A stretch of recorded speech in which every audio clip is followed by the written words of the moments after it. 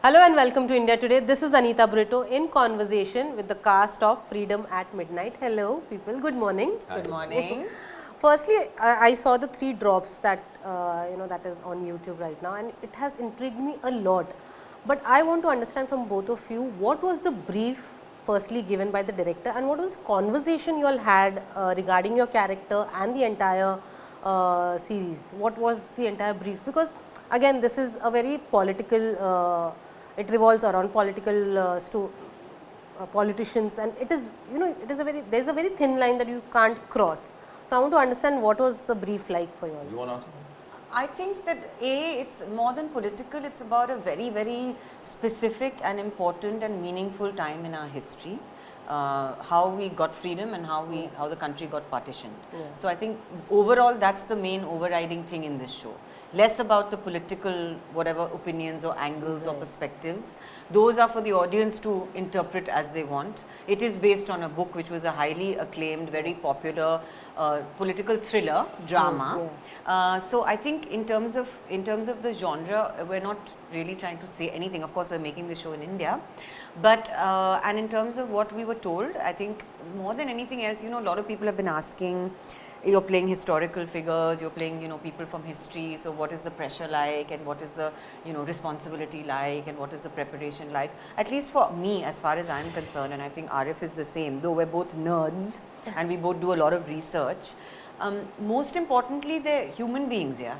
I mean, audiences, when you are trying to portray, especially a historical person or someone people know, you have to get the essence and the spirit of that person. Absolutely, yeah. That's the most important thing. And in this period of time, it's like I said, it's very specific. It's those 2 years in that person's life. So what was the person going through in those 2 years? Personally, professionally, politically, publicly. So you have to just tap into that, really. So that is the conversation that you had with the director as well, Nikhil? Yes. I don't think we were given any ये करना है कि वो करना है, वैसे नहीं था. And as far as my character is concerned, her relationship with her brother and what she did and who she was, very little is known about Fatima Absolutely, Jinnah. yeah. Very, very little. In fact, the literature that's out there is all again, at some level from a certain lens, a certain perspective. So there's limited information even. So it was very exciting to try and get into But that makes it difficult for you or challenging for you, because when there is nothing written about that person. I think it's both. I think it's a bit of both, because I mean, as an actor, you have to use your imagination, and you are breathing life and giving creativity to a character. So I think that's exciting, in a way, when you don't have too much. The pressure is more when you have a lot, because then how far do you go? How much do you try to replicate or imitate or become that person that people have known for so long, and have such a clear picture of in public culture, in popular culture. So I think it's a bit of both. For me, it was very exciting, very, very exciting. Sir, what about you? What was the conversation like for you? So the conversation was shut up, show up, remember your dialogues, and don't ask too many questions. No. Which is very easy to follow in life. Which is Arif's mantra in general. Yes, in general. Just show up and do what you're supposed to do. But having said that, on a more serious note, the story is based on this Pulitzer Prize award-winning book, Freedom at Midnight, written by Dominic Lappy and Larry Collins. And they have encapsulated events happening in the lives of essentially 4 men. And the whole story of partition and freedom struggle told from the point of view primarily of Lord Mountbatten, Nehru, Jinnah, Gandhi and Sardar Patel. And so you understand in the show the political dynamics between them, the personality clashes between them. So you know a lot about history. Being in India, you know reasons which led to the partition. You know what Nehru stood for, you know what Jinnah stood for, perhaps you know what Gandhi stood for. But this encapsulates all this, and there's a common thread running through that, which is the British Empire. And how each of them played out their own political ideology, their own ego, if I can use the word, I'm using this word very carefully, their own interpersonal relationships, and how all that manifested itself in this battleground called Undivided India. So you get a glimpse of all that throughout the show and in the storytelling. Yeah. So it's very delicate, it's very personal, it's a lot of facts you probably are aware of but you don't know much about. Like personally for me, I thought I knew a lot about history because I'm also partly a student of history and I like reading about history. But so many facts about all these people came out to the fore once I read the script. And once I understood why they did that, the reasons which compel them to do that. Right or wrong is subjective. You know, it's a matter of conjecture as to how you believe, what you believe each of us did or didn't do. But what events led to that incidents happening? And it's important because we are all perhaps paying a price in a good way or bad way. That's subjective. Staying in India or staying in the vast subcontinent, we are products of those decisions. So you get a great facet, a great window into the machinations of these men and what caused Behind them, closed doors. what caused Yeah. the things to happen, and the reason why we are standing on this land. But then again, when it comes to religion, when it comes to politics, we have to be very, very careful in today's day where everything can be misinterpreted and, you know, taken out of context and made it a huge issue. As actors, how have you all made sure that, you know, you all don't bring that out, or, you know, don't let the audiences pinpoint that, okay, ये गलत है, ये सही है, ये ऐसे नहीं था. Yeah, so I know you're right. We're living in this age of information overdrive, but I restricted myself to the script. What was written in the script? How am I supposed to behave? What my ideology is all confined to the written word. Beyond that, I really couldn't care what the characters were. Honestly, I'm telling you. Like I play Mohammad Jinnah, who's famous and infamous for various reasons. But I restricted itself, or his persona and his identity, to what was written in the script. I followed the dynamics of the story confined to the page of the script. So if he was behaving in a certain way on the basis of, say, his religion or his leaning or his education, if it is written that way, then I performed it that way. But beyond that, I couldn't really bother. So it was governed by the way the writers had woven the story and written on that page or in that script. But did you do personal research? मतलब अलग से have you done a research on See, him? research today is a very open word. Everybody has access to Google. तो हर आदमी हर चीज़ का research करता ही है. वो तो है. And there are a few videos about Jinnah. So I try to incorporate a little bit of his physicality. Try to incorporate perhaps the way he speaks, like a barking order he gave because of his own whatever ego, vanity, the way he was. He was, you know, proud man who believed that his ideology was perhaps correct. And he was ailing. So thoda wo frailty, his speech, his slight mannerism, I tried to imbibe from videos which I saw and, you know, information you have on the net. And you try, what also helped was a lot of reading sessions we had. So, you know, tonalities were pretty much sorted before we went on the set. How am I to behave with my sister's character? How am I to behave with, say, Nehru's character, who he had deep disdain for, or he had great reverence to Gandhi, but that changed over a period of time. So that came out from the script, translated into the rehearsal, and then we could use that information and perhaps try to do the best as we could, or as I could, in that given moment on set. Ira, coming back to the previous question, do you have to add anything? How, Which was? How in today's time when social media is everywhere and you have to be very careful when you talk about religion or politics, how do you see that? I think that, yeah, like Arif said, we have a lot of access to everything. See, the thing is with history specifically, there are two things here. One is that it's based on a book, okay, which is public knowledge, which is available to the public. So there's very little left to the imagination. You are adapting a book, so you have that, right, as your source material. And the second part is when you're looking at history, history can be looked at from every single possible lens, okay. So it doesn't, you have to remember that you're looking at a book that was written at a time when these people, white people, went to Lord Mountbatten and they went into his archives when he was in his late 70s, early 80s, and they started trying to understand what happened during that time. Now living in India, the writers I think have done a terrific job, again as Arif was saying, it's all in the details, right, when you make a period or historical piece. So yes, we are making a show that is very much being made out of India. But for me, and I spoke to another journalist yesterday and they pointed this out to me that we saw the first 2 episodes and we were very impressed with the balanced nature and the objective nature of what the narrative was trying to do. And I think that's really what the goal is. You got to present it for what it is, as it is. Correct. It is up to you to make your opinions, your judgments, your, you know, and exactly as Arif said, your own political leanings or your own ideology will inform those impressions that you make out of anything that you watch.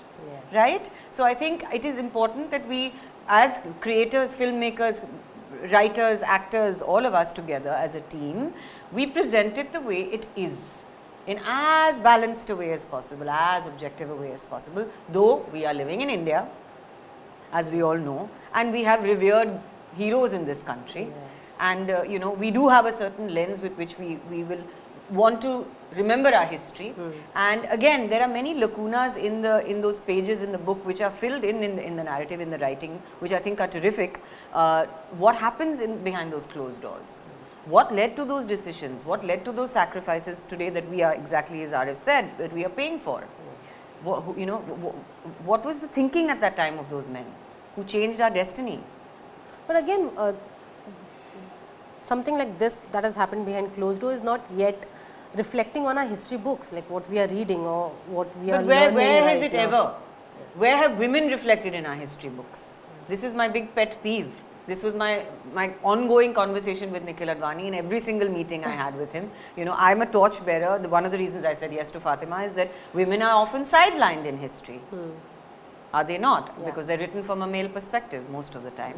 So I'm not going on to a feminist rant. I can see Arif going smaller into his seat. Okay, so we will continue this conversation later, brother. It's for them. Yeah, exactly. We can So talk. yeah, so I think that I think it's very important that how we represent people who Fatima did a lot for women in her country even after her brother died. She cared a lot about women's education. She was a humanitarian. She was politically totally in tune with him. She had as much of a burning desire for Pakistan as her brother did. So I think that these things we tend to sort of ignore also, you see. So similarly, not just with the female perspective or the feminist angle, I'm not getting into that, but similarly when you look at history, you can look at it from any angle. Tomorrow you're making a show in Pakistan, it will be a very different kind of show, right? So I think it depends on where you're making it, who your audience is and what your own, as a creator, not as a personal individual, what is your goal with the material? To lay the story out as it is. And yet you're going from a source material which is high octane, high drama, all the big players behind closed doors. So it's very exciting. It's very exciting to know, oh my God, this is what may have been going on. This is why we have 15th August as our Independence Day. This is who was called in to draw those partition lines and why were they drawn that way? Why was the country divided up like this and how? Yeah. But I want to understand from you all, what was your understanding like when you first read the script and how has it evolved about your characters, from the time you read the script until the time you brought it up, on the screen to life? So I'd read the book as a child. It used to be in the house.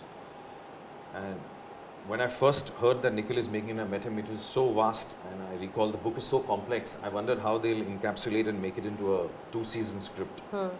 And the first draft I read, I think about 2 years ago, that was far more layered and etched out. But as creative, endeavors go, the script has to be a little more concise. They had to delete a lot of portions, add some more, make it specific to our personalities or the characters' personalities, so on and so forth. So when I first encountered the script, I thought they did a pretty good job for the crazy amount of events they packed into it, which you see. And it also goes back in time. It also catches, say, the relationship between Nehru and Jinnah earlier, Gandhi and Jinnah, as to the seed of the conflict. They catch that, encapsulate that, which was just a passing reference, I think, in the book, if I recall right. So I didn't say they hurried over all the events, but they tried to assimilate all the facts and give it some sort of a linearity, that you should know why a person is behaving because it started somewhere. So Sarojini Naidu and I have a scene when we are younger, and the trigger point is Gandhi's demonstrations in Bombay about non-cooperation movement, just to let you know what's. And that simmered for over 30-40 years. That's why Jinnah became who he was, perhaps. So that you can see that graph happening in the script. So I think the writers deserve a lot of credit for being very patient with the material. They rewrote it, I think, over a span of a year. I met them and then took a break because they were redoing the script. So I think they need a lot of credit, honestly, for being patient with the story, going through these processes of adding, subtracting, deleting, adding, and getting everybody's perspective right, or if not right, getting everybody's perspective out on the page. So at least when you're watching it as an audience, you might have your own political leaning, you might have your religious leaning, for example, but at least you will give a balanced verdict to all the characters because you've seen where they come from, why they behave in a certain way and what events actually cause them to do that. Yeah. As I said earlier, right or wrong is your Yeah. personal opinion. You could, just discard what Jinnah did, fair enough. You could discard what Patel did or whatever it is. But at least you'll know the journey that character traversed to take a decision at that point of time. But has your idea of Jinnah evolved over the time when you were playing the character? No, not really. I told you, I've confined myself to Jinnah purely within the limitations of the script. I couldn't care what he did beyond the purview of the script. His personal ideology doesn't match with mine, not supposed to anyway. I'm just an actor playing a part. As simple as that, nothing beyond that. So I'm just an actor playing a part of this character who I discovered after reading that he's complex, vain, he's a little arrogant, a lot of self-belief. He's Stubborn. Yeah, he thinks his world is his oyster, and he took a decision based on his political machinations, political rivalries with people around. He was a lawyer also, he's a strategist. Yeah, so I just think I've confined it to the script. What Jinnah's character actually unfolds in the story is how I relate to it, nothing beyond that or outside that. Ira, what about you? As Arif is talking, I can't help but sort of, remember that I have a fascination with Jinnah. I wanted to make a story about him and his wife back in 2017 based on a book called Mr. and Mrs. Jinnah. That was a love story. In fact, I took it to Nikhil. And I was trying to make this show, and I've been very fascinated with him as a historical political figure for many years. And so in 2022, when I was asked to play his sister, it was a no-brainer for me. And then of course I met Arif and I was like, oh, it's even more of a no-brainer now. So acknowledge, yeah. So no, I'm serious. On jokes aside, I feel that I always feel, it doesn't matter whether you're in India, Pakistan, whichever part of the world you're in, certain people in history are vilified, okay, and often misunderstood. And at the end of the day, everyone has their reasons, their machinations, their histories, their leanings, as Arif was saying, and it's never so simple, it's never so black and white. So for me, those characters are always the most interesting, the most intriguing. So I think that's why I've always had a fascination with him politically and historically anyway. And as far as Fatima goes, I remember reading Mr. and Mrs. Jinnah in 2016-17. I was asked to do a reading of it with Rahul Khanna, I remember, for something. And it was about the wife and Jinnah and their marriage and his early days and his rise into politics and his rise to stardom and how he became a self-made millionaire, a lawyer. It was very much a love story. And there were these little mentions of this sister who was a very strong, very solid, but very mysterious kind of a character, and I was quite intrigued by her even then. But there was very little at that point of time. So when I finally got a chance to do her in Freedom at Midnight, I did enjoy going down this kind of a rabbit hole of kind of, oh my God, who was she? Yeah. Who was she? And why do we know so little about her? And truth be told, whatever said and done, not just what she did for her country and for women in her country, she devoted her life to her brother. She never married, and at that point of time it was not very unusual. In today's day and age, it's unheard of. She was very educated, she was very modern, she was a dentist, she had her own private practice, she had strong political beliefs of her own, yet she just stood by her brother, and devoted herself to that. So that also is very interesting for me. Right. But what happened to the film now? Are you planning to continue with that? Mr. and Mrs. Jinnah? Yeah. It's a book, and somebody already has the rights to it. So it's no longer with me. I hope they'll make it someday. I would love to be involved in the project. It's a terrific book and it's a terrific story. But inshallah, we'll be allowed to make it in this country. Let's see. Let's see. My final question for you all, how was the experience working with Nikhil, and what kind of a director he turned out to be? Did he turn out to be the way you thought he would be, or it changed during the course of the shooting? You ask me? Both of you. I was pleasantly surprised because I think he works all the time, which is very good. I like, he's got this infectious enthusiasm about cinema, and that kind of manifests itself. And the good thing is, personally, I like a director who's like a step ahead. And I'm not saying because, I'm supposed to flatter him. But he knows the key, he knows the tones, he knows how much actor has to do, not to do. So if a director is a step ahead of you in all aspects, and how to shoot, what is the tone you need to capture, what scenes we need to shoot today, right down to that brass tacks. It's always good. It becomes very easy on the set. And the production is very organized. They're very organized. I don't think I wasted even a day.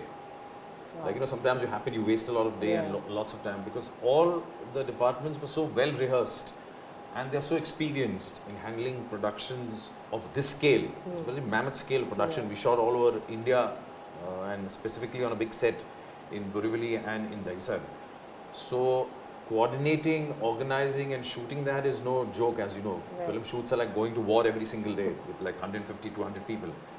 But I was pleasantly surprised that it went on so meticulously and everything happened as per schedule. Within the given time also mostly. Like if they told me that by 7 or 8 we'll leave you or the shift gets over, they had finished everything by then. So it kind of cascades down to the leadership and cascades down to the last general in the battle. So I would say that's the whole experience I've had, even while dubbing right now. We're dubbing for the film and I'm dubbing lines and all. So the kind of meticulousness they are exhibiting even now, when we're almost on the verge of going on air, is incredible. It just comes out of sheer passion of the man at the top, and that filters down. I believe cinema is all about that, nothing else. Ira? Yeah, I mean, I think Arif has said all there is to say, much of what there is to say, because I think picking up from what he said, two things that really stand out for me with Nikhil is his passion and that he's a true leader on and off set, which for me was quite a discovery. From sessions where I've chatted with him about work, about life, about different projects. His intelligence, of course, shines through. He's one of the most intelligent people in this business that I have met. He's very warm as a person, and his passion. I mean, it transfers into his workaholism, which of course I'm very familiar with because I come from a family of workaholics, including my own mother, and unfortunately have some of that myself. But it's something that really, and as Arif said, see, you're the captain of a ship as a director. So your leadership will just filter down to everybody. But I truly believe that he is a leader on and off set. For me, that's very important. It was one, like I said, his passion, he's a history buff. So his passion for this material, though, I mean, it's totally palpable. He's like a little kid. He knows every in and out and this thing, and it again translates in the attention to detail in this show. I mean, I don't think any of us had seen the footage till a couple of weeks ago, and it looks phenomenal. That's the attention to detail talking. It's not just in the look on the visual landscape, because film and television is all visual. So it's not just in the visual landscape. I think it's in the writing. I think it's in the casting. I think it's in every aspect of this show. That attention to detail, which means that someone is extremely committed and passionate about the material. And that's one element of it, which I think the material is something he's very passionate about. And two is that as a leader and as a director, it's been extremely inspiring watching him. Really, really, I mean that. His bark is worse than his bite. That is for sure. And it's cute because on set he's just on, completely on. And sometimes he sort of, loses his cool and whatever, but it goes away like this, and I find it adorable, and I find it very cute because, yeah, like Arif said, he's not only one step, he's 10 steps ahead, And people tend to forget that he's not very old. The body of work he's got, people remember him from Kalono, but even subsequently you see the number of films he's done, on the topics he's done, and in the last few years the web shows they've done. So there's so much of versatility in just the subjects which they come out with, which is incredible, I think. That kind of grasp over so many different genres, including this now, is just out there. It's a little understated in his resume, but if you go back and sort of tick box all the films he's done, or the work he's done, you'll see the versatility, sheer versatility of the subject matter, which is really brave, How long did you all take to complete the shoot? You said to 2022. I mean, we began talking in 22. We were supposed to start shooting in 23, but we started in 24, in February 24, right, Arif? Yeah, and I shot till September, Feb to September. So about a year. About a 7, year. 8 Very months. cut to cut. Yeah. Almost. Yeah. Wow. Because they planned set pieces, then the outdoors was planned. So I think they planned it well, as I said. And we've shot in some incredible places also, and everything was created from scratch. So yeah, it looks I'm in the show, but I really think it looks international and No, it looks and- incredible. And you look at the show, it looks like we've shot it forever. Yeah. You just think that, oh my God. So, you know, it kind of, certain scenes we shot in Jodhpur, which recreated Rashtrapati Bhavan, you'll gasp, this comes. You think, I personally feel we're still shooting it now. But it's very difficult to replicate that era or that time, you know. That's it. It is. Not With the That's period thing, Nikhil himself said this, I think, in fact, in one interview, that it's in the details. Yeah.